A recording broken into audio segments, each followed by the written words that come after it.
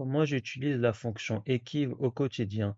À travers ce tutoriel, je vais te montrer plusieurs astuces pour t'illustrer la manière dont j'utilise la fonction Équive au quotidien de manière simple, dynamique et pratique. Si tu souhaites ici connaître toutes mes astuces, reste avec moi, je te montre cela en détail juste après.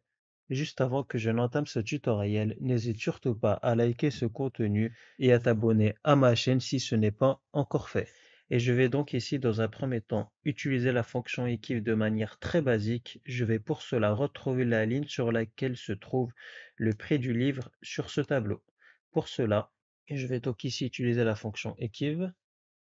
La valeur cherchée, ça va donc être le livre. Donc je mets ici entre guillemets livre, point virgule, et le tableau de recherche, ça va être ici toute ma plage où sont indiqués les produits. Je ferme la parenthèse, je valide.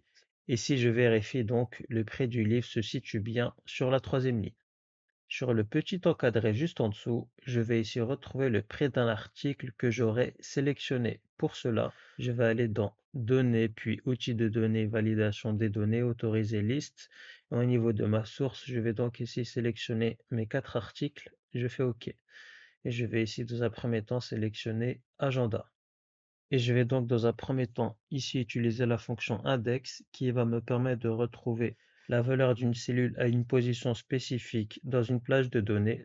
Et donc la matrice, comme je souhaite ici retrouver le prix de l'agenda, je sélectionne la colonne des prix sur mon tableau, point virgule, le numéro de ligne. Et c'est là que la fonction équive intervient. Je vais ici via la fonction équive retrouver le positionnement du prix de l'agenda de la matrice. Et je vais donc utiliser la fonction équive. La valeur cherchée, ça va être ici l'agenda, point virgule, et le tableau de recherche, ça va être ici les intitulés de mes articles sur mon tableau, point virgule, et comme je souhaite ici une correspondance exacte, je sélectionne 0, je ferme la parenthèse pour refermer la fonction équive et je referme la parenthèse pour refermer ma fonction index, je valide, et j'aurai donc bien ici le prix de l'agenda qui correspond bien à 8 euros, et si je sélectionne mon stylo, il est bien à 2 euros, mon cahier 3 euros et mon livre 5 euros. J'ai sur ce deuxième tableau toutes les moyennes de chacun de ces différents élèves. Et donc le but ici sera de retrouver par élève sélectionné toutes ces moyennes. Et je vais donc dans un premier temps réeffectuer une liste d'Irlande de choix pour sélectionner rapidement un élève. Je vais donc aller dans Données puis Outils de données et validation des données, autoriser liste. Et ma source, donc, ça va être ici tous les élèves présents sur ce tableau. Je fais OK. Et je vais ici, dans un premier temps, sélectionner Emma. Je souhaite ici retrouver toutes les moyennes d'Emma sur ce tableau. Et pour retrouver les 3 moyennes d'Emma, je sais que sur ce tableau, les moyennes des élèves sont indiquées les unes en dessous des autres et donc sous forme de ligne. Et je vais donc pour cela ici utiliser la fonction choisir ligne et je vais donc sur le premier argument sélectionner toutes les moyennes des élèves sans leur prénom. Donc ici, il ne sera pas nécessaire de sélectionner leur prénom, étant donné du fait que j'aurai déjà le prénom de l'élève à gauche de ce petit tableau, point virgule. Et pour retrouver les différentes moyennes d'Emma, je dois retrouver à quelle position Emma se situe sur le tableau. Et c'est là que la fonction équive intervient. Donc j'utilise la fonction équive et qui va me permettre de retrouver ici sur quel numéro de ligne Emma se situe. Donc la valeur cherchée, ça va être ici Emma, point virgule. Le tableau de recherche, ça va être ici tous les élèves, point virgule. Comme je souhaite ici une correspondance exacte, je sélectionne 0. Et là, je ferme la parenthèse pour refermer la fonction équive et je referme la parenthèse pour refermer la fonction choisir ligne. Je valide. Et si je vérifie rapidement, je constate bien qu'Emma a bien eu respectivement en français, anglais et maths 14, 16 et 13, que je retrouve bien ici. Et si je sélectionne Gabriel, elle aura bien eu 18, 17 et 19. Et si je sélectionne Benjamin, 12, 14 et 11 qu'on retrouve bien juste ici sur ce tableau. Petite parenthèse avant de reprendre ce tutoriel, j'ai réalisé une formation Excel intitulée Formation Express Excel qui va te permettre d'atteindre un niveau avancé en quelques semaines, que tu sois débutant ou de niveau intermédiaire. Si tu souhaites rejoindre ma formation Express Excel, tu n'auras plus qu'à cliquer sur le lien en description. Et pour mettre ici plus en valeur l'élève sélectionné, je vais ici sélectionner tout mon tableau, mise en forme conditionnelle, nouvelle règle, utiliser une formule pour déterminer pour quelle cellule le format sera appliqué et je vais donc mettre ici en surbrillance la ligne de l'élève sélectionné. Pour cela, ça va est égal à la première cellule du tableau où sont indiqués les prénoms des élèves. Donc, ça va donc être ici la cellule F3. Et pour verrouiller les colonnes, je mets juste la touche $ avant le F3 qui devra être égal à l'élève sélectionné, donc celui-ci. Puis, je vais au niveau de la flèche, je vais aller dans Format que je vais mettre dans Autre couleur que je vais adopter en vert.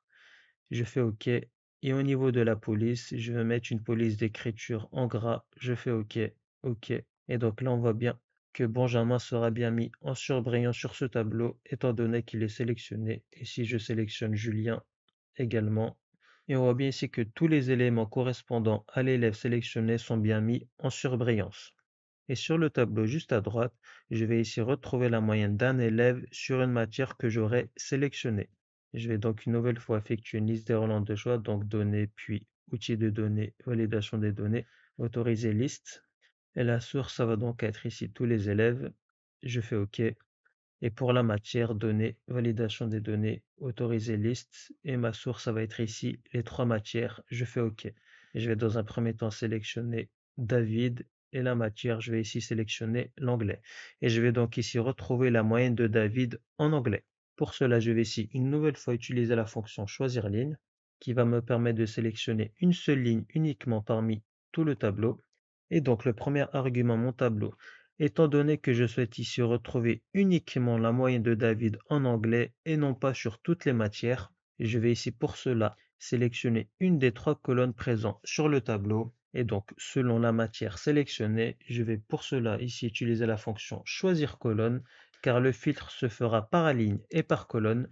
Et donc, mon tableau, ça va être ici toutes les moyennes, point virgule, et la colonne à sélectionner ici correspondra à la matière sélectionnée. Et je vais donc ici utiliser la fonction equiv pour retrouver le numéro de colonne que je souhaite prendre en compte. Et donc la valeur cherchée, ça va être ici l'anglais, point virgule, et le tableau de recherche, ça va être ici les 3 matières, point virgule, et pour une correspondance exacte, je sélectionne 0.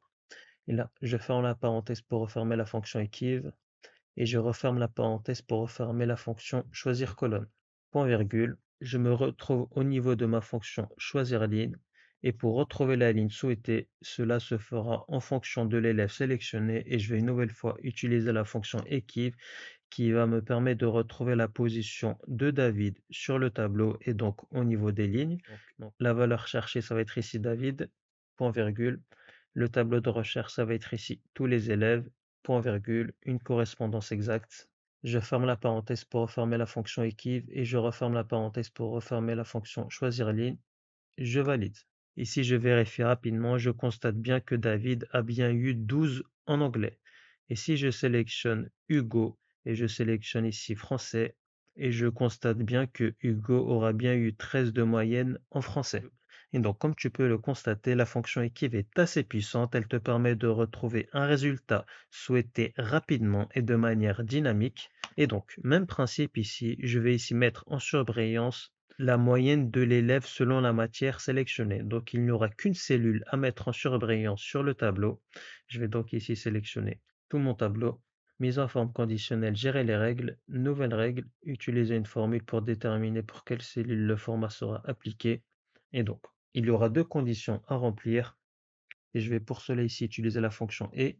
Il faut retrouver le prénom de l'élève ainsi que la matière sélectionnée. Donc, pour ici retrouver le prénom de l'élève, ça va être est égal à $, donc K3, qui correspond à la première cellule du tableau au niveau des prénoms des élèves, qui devra être égal au prénom de l'élève sélectionné, point virgule.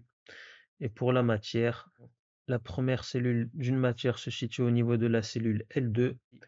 Donc ça va être L$2, donc L$2 pour verrouiller les lignes, qui devra être égal à la matière sélectionnée. Je ferme la parenthèse, je vais au niveau de la flèche, format que je mets en gras, et dans remplissage, je vais dans autre couleur et sélectionner ce rose clair. Je fais OK, OK et OK et encore OK. Et on voit bien que la moyenne du coup en français aura bien été mise en surbrillance. Et enfin, si je sélectionne Florian sur une moyenne en maths, Florian aura bien eu 10 de moyenne en maths, 9 en anglais et 8 en français. Et enfin, Isabelle, par exemple, 11 de moyenne en français et 10 de moyenne en anglais.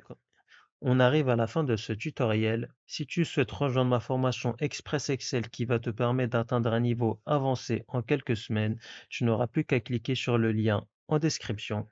Et si ce tutoriel t'a plu, n'hésite pas à liker ce contenu et à t'abonner.